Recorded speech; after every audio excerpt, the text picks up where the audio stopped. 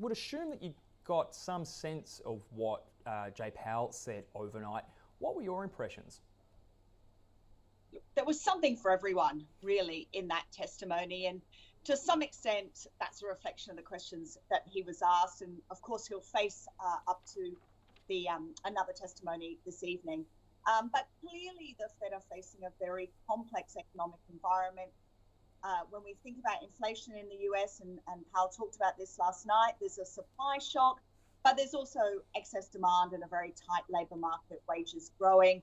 And in that environment, it's pretty hard to get monetary policy, which, as Powell said, itself is a blunt tool, exactly right for that soft landing.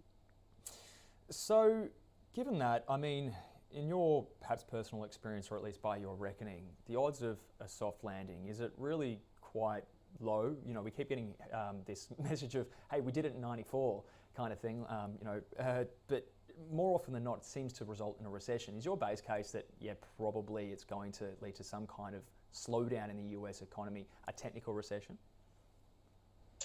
So I think it's interesting that you use the word technical recession. There's a variety of ways that we can measure recession. And one of those technical definitions is 2 consecutive quarters of economic contraction. There are actually much broader measures that also include a significant rise in unemployment. Now, we are seeing the labour market in the US start to slow, and we may see the unemployment rate drift up.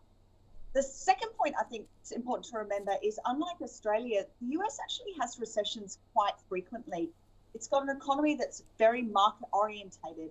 And so it's not quite as scary in the US as perhaps it is here. And I think what we should fear in the US is a long, protracted recession that sees a significant increase in unemployment. The odds of that are still relatively low, but the probability of a recession, which is, slowing growth, 2 quarters of negative economic activity, and some drift higher in the unemployment rate, that is starting to rise, and it's getting into that sort of 15 to 30% probability.